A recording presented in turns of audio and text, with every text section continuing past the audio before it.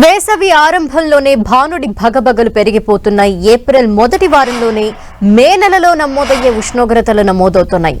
Minimum టెంపరేచరే 40 డిగ్రీల పైన నమోదవుతోంది. అయితే పెరుగుతున్న ఉష్ణోగ్రతలకు తగ్గట్టుగా జాగ్రత్తలు తీసుకోకపోతే ఆరోగ్యానికి ముప్పు తప్పదని హెచ్చరిస్తున్నారు నిపుణులు. వేసవి తాపం పెరగనున్న నేపథ్యంలో ఆరోగ్య జాగ్రత్తలు తీసుకోవాలని సూచిస్తున్నారు. ఋతువులు మారుతున్న కొద్దీ కాలానికి తగ్గట్టు సీజనల్ వ్యాధులు రావటం మామూలే. అయితే సమ్మర్లో మాత్రం ఎండ తీవ్రతకు మనకు తెలియకుండానే అనారోగ్యానికి గురవుతూ ఉంటాం.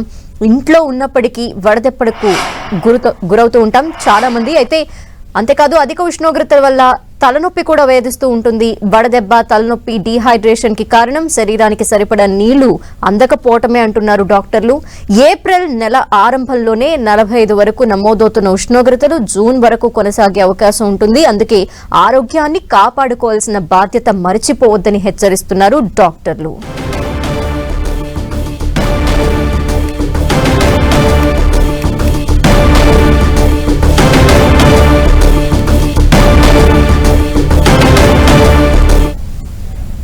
వీలైనన్ని ఎక్కువ సార్లు నీళ్లు తాగుతూ బాడీ టెంపరేచర్ ని ఎప్పటికప్పుడు చెక్ చేసుకోవాలి. లేకపోతే సమ్మర్ లో వచ్చే ఆరోగ్య సమస్యలు దీర్ఘకాలికంగా వేధిస్తాయని హెచ్చరిస్తున్నారు.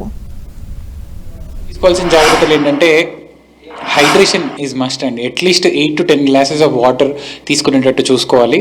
అండ్ హైడ్రేషన్తో పాటు కొంచెం salt intake is also mandatory for normal people. Salt intake కూడా కొంచెం అడిక్వేట్, అంటే ఎక్కువ కాదు తక్కువ కాదు, at least 4 to 5 grams of salt per day ఉండేటట్టు చూసుకోవాలి.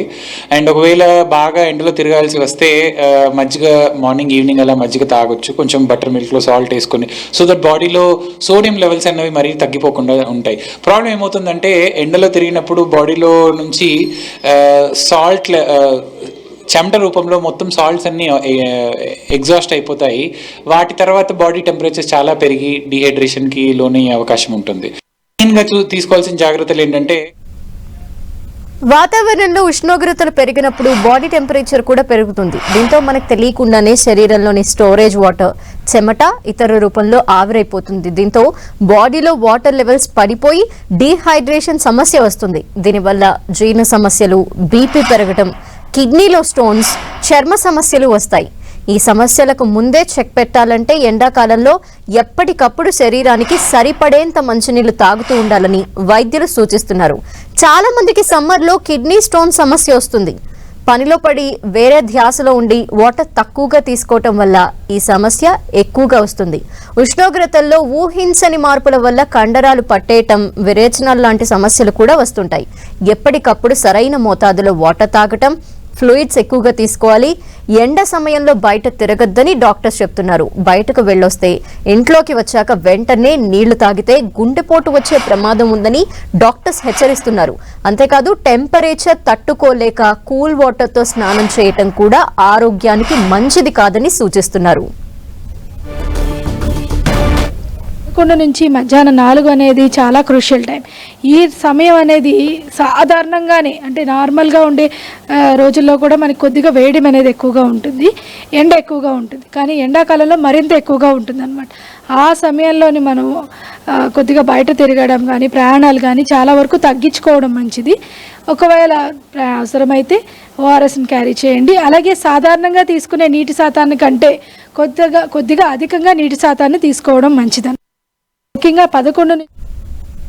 ఇక సమ్మర్ లో బాడీకి ఓవర్ వర్కౌట్లు కూడా మంచిది కాదు అంటున్నారు నిపుణులు. తగినంత విరామం ఇస్తూ మధ్య మధ్యలో మంచినీళ్లు తాగుతూ వ్యాయామం చేయాలని సూచిస్తున్నారు. ఎక్కువ వర్కౌట్లు చేస్తే బాడీలో ఎక్కువ హీట్ జనరేట్ అయి తొందరగా డీహైడ్రేషన్ అవుతుంది. దీంతో ఉన్న పలంగా కుప్పకూలిపోయే ప్రమాదం ఉందని డాక్టర్స్ చెప్తున్నారు. అంతేకాదు ఎండలకు తాళలేక చల్లటి నీరు, కూల్ డ్రింక్స్ కూడా ఎక్కువగా తీసుకోవద్దు. వీలైనంత వరకు కుండలో నీళ్లు, నార్మల్ వాటర్లో కొన్ని కూల్ వాటర్ కలిపి తాగాలని ఆరోగ్య నిపుణులు సూచిస్తున్నారు. లిక్విడ్ ఫుడ్, మజ్జిగ, పళ్ల రసాలు, కొబ్బరి బోండాలు వంటివి తీసుకుంటూ ఉండాలి. Cool drinks, masala food, fast processed food కి దూరంగా ఉండాలి అంటున్నారు వైద్యులు. ఎండ నేరుగా చర్మానికి తగలకుండా వీలైనంత వరకు ఒంటిని కప్పి ఉంచుకోవాలి. మందంగా ఉండే దుస్తులు ధరించడం వల్ల ఒంట్లోని నీటి శాతం అంతా చెమట రూపంలో బయటకు వెళ్ళిపోతుంది. అందుకే పలుచటి దుస్తులు ధరించాలి.